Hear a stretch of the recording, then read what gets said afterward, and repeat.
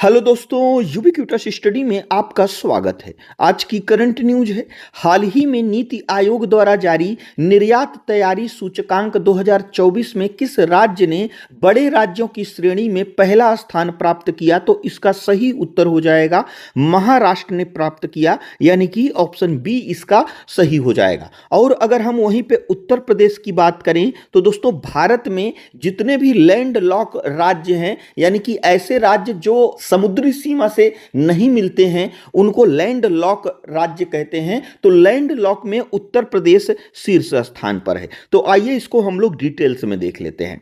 दोस्तों, नीति आयोग द्वारा 14 जनवरी 2026 को जारी निर्यात तैयारी सूचकांक यानी कि ईपीआई 2024 के चौथे संस्करण में महाराष्ट्र ने बड़े राज्यों की श्रेणी में प्रथम स्थान प्राप्त किया है। महाराष्ट्र ने 68.01 के स्कोर के साथ उत्कृष्ट प्रदर्शन करते हुए तमिलनाडु को पीछे छोड़ दिया है।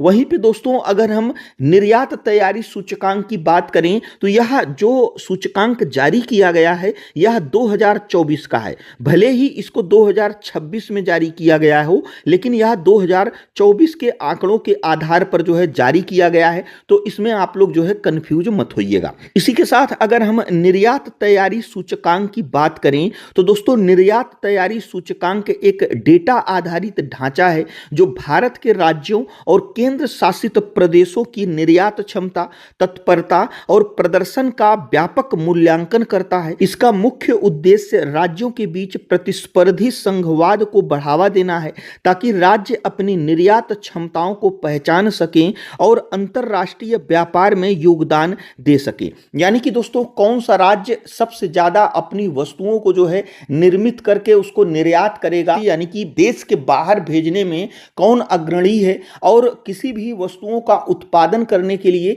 कहां पे सुविधाएं ज्यादा है, तो इन सब चीजों पर दोस्तों यह सूचकांक जारी किया जाता है। और अगर हम इस सूचकांक के मुख्य स्तंभों की बात करें तो यानी कि इस सूचकांक में मुख्य रूप से 4 स्तंभों पर जो है ध्यान दिया जाता है। इस बेस पर जो है यह सूचकांक जारी किया जाता है। तो इसमें सबसे पहले आ जाती है दोस्तों कि निर्यात के लिए नीति कैसी है।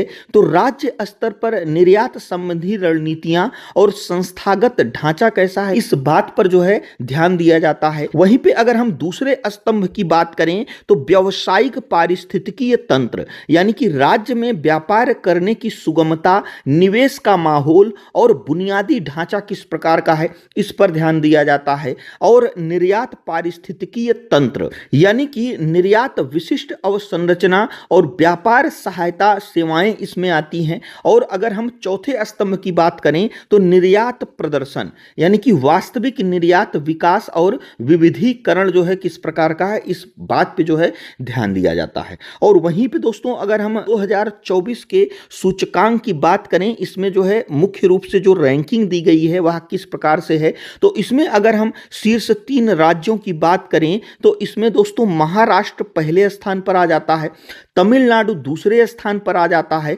और गुजरात तीसरे स्थान पर आ जाता है। और ओवरऑल देखा जाए तो चौथे स्थान पर दोस्तों उत्तर प्रदेश है। लेकिन भूमि से घिरे हुए की अगर हम बात करें या फिर लैंड लॉक्ड राज्यों की बात करें तो इसमें उत्तर प्रदेश शीर्ष स्थान पर जो है आता है।